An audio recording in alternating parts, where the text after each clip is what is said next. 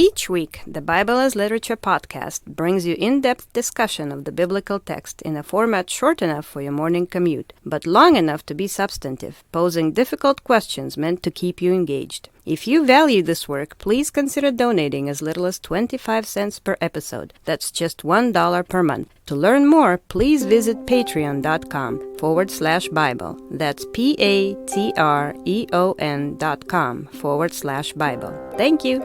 Hi, this is Father Mark Boulos with the Bible as Literature podcast. In this week's episode, Richard and I discuss the painful but critical role that slavery and hierarchy play in St. Paul's epistles. Reflecting on the same teaching in the Older Testament, we explore how the freedom proposed by the Pauline articulation of the cross differs from popular concepts of social freedom. While the gospel seeks to aggressively undermine human tyranny, it does so in a way that places as much pressure on the downtrodden as it does the oppressor, hardly the stuff of Hollywood legends.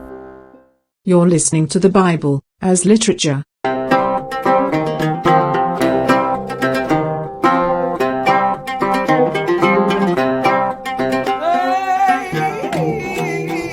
This is Father Mark Boulos. And this is Dr. Richard Benton. And you are listening to episode 30 of the Bible as Literature podcast. Recently, we've been talking a lot about the epistles of Paul and the ideas that keep coming out from those epistles. The way that the epistles are in our liturgy, they seem to get short shrift sometimes. We don't have feasts that go around the epistles. It's always around the Gospels. But I think our conversations about Paul's epistles have been so fruitful. Just today we were talking about slavery and how slavery works in Paul's epistles. And it's such a common theme. I mean, you see it in several of his letters. Can you just talk a little bit about what you've noticed in the way that Paul talks about slavery? Before I dive in, I do want to say something that I think we've reiterated in various ways in previous podcasts. The New Testament is systematic. It's a systematic whole that integrates with the systematic whole of the Older Testament. And there is a storyline to follow from one book to the next, all the way from Genesis to Revelation. Now, another assumption that I make is that the system of the New Testament is woven around the Pauline school, the Pauline tradition. I don't know if I've been that explicit in the past when I've talked about Paul's letters, but I believe that the Pauline school is that around which the entire New Testament is woven. It brings the whole canon together. That's the story. The story is the teaching. And so I find it very frustrating. People saying we shouldn't read the Bible, or people dismissing the Bible, but especially St. Paul, and especially the Older Testament, which for me is a point of pride, that those who discredit the Bible don't like St. Paul, and generally speaking don't like the Older Testament at all, because those are the two most important axes in the entire tradition as far as I'm concerned. Not to mention it's about 90% of the pages. Right, which means at least they understand what they're rejecting. But usually when they come out with their glamorous critiques of the Bible, they talk about how the Bible contradicts itself. What is Paul saying about slavery? He seems to say in 1 Corinthians that slaves should seek their freedom, yet in Ephesians, Colossians, and elsewhere, he keeps telling slaves that they should submit to their masters. Which is it? Yeah, it's great that Paul says there's neither male nor female in Christ, but then how could he say in other texts, again, along with slavery, that wives should submit to their husbands? These are important questions. Now, most will read that and dismiss Paul and say the Bible is to be cast aside.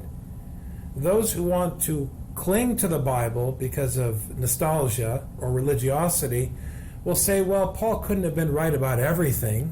Maybe these are just dated opinions that he had, but the real issue is X.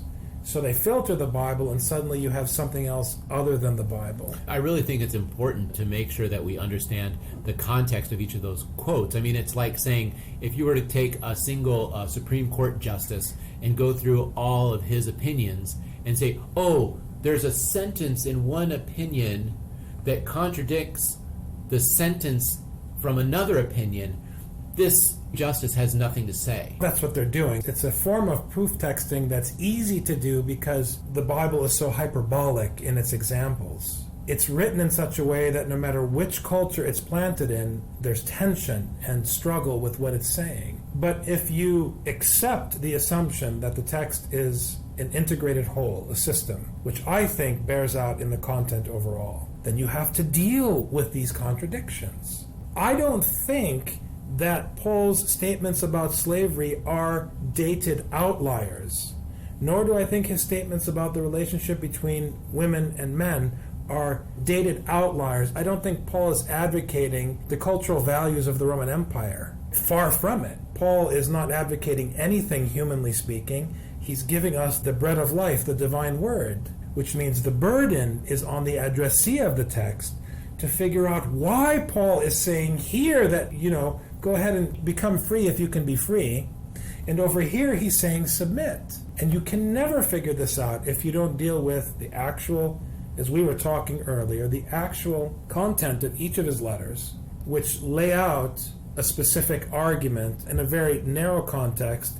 And then, as you've done with the Book of the 12, take all of his letters and piece them together to see how it integrates into a whole. But it's more interesting than that, because you can't really understand Paul unless you first go back to the Older Testament, which deals with the same questions. When Paul talks about slavery, he is exegeting the prophets in a Roman context.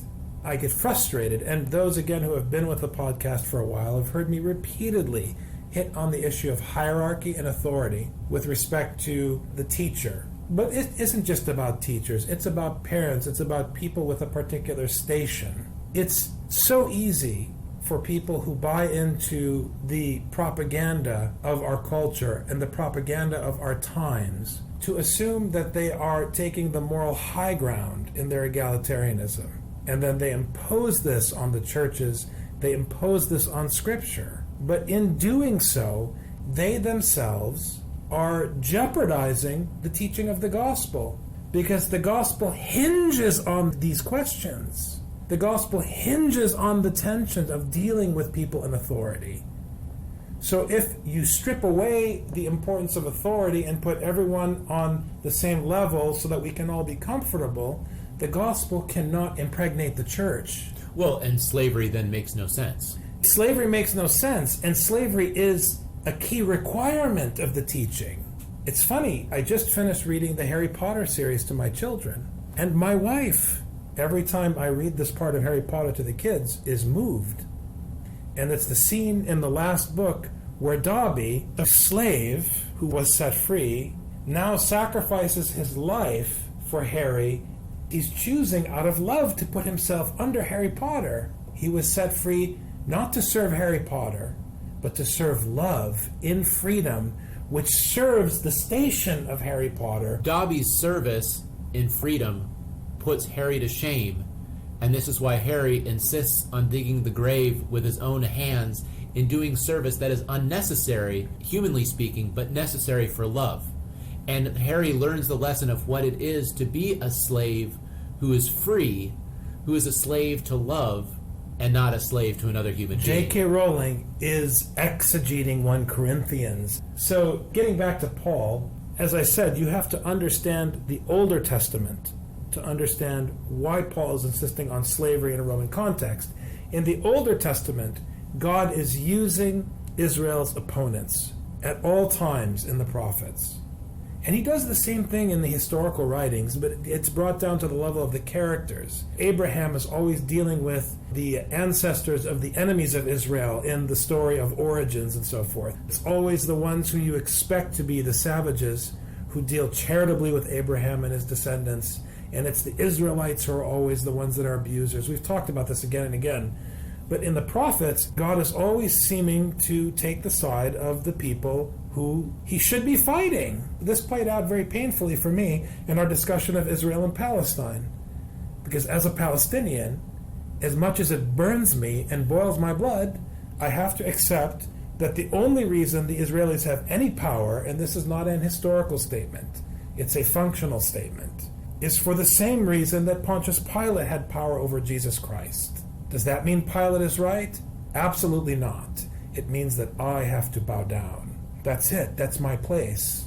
So when Paul now addresses the issue of slavery, and he's talking to a Roman audience, where slavery is a main feature of the societal infrastructure, where the paterfamilias, the Roman patrician, is a pillar of the societal infrastructure, where his oppression of his wife is a mainstay in Roman society.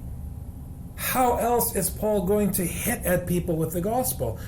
You can't convince the Romans in late antiquity in the first century that the Assyrians are going to do any damage to them.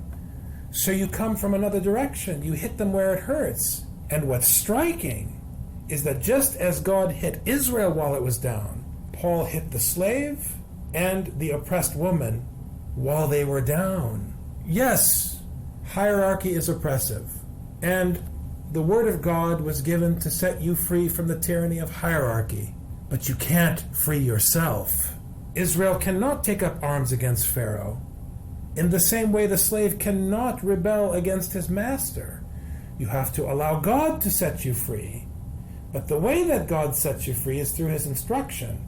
And all his instruction says is that you have to love one another. You have to love your neighbor. So, slaves, the way that you are set free is by obeying the instruction, not by saying there shouldn't be masters, but by obeying the instruction to submit to your master. But know that if you are doing it out of deference to Christ, as Paul says in Ephesians, then you are not the slave of your earthly master.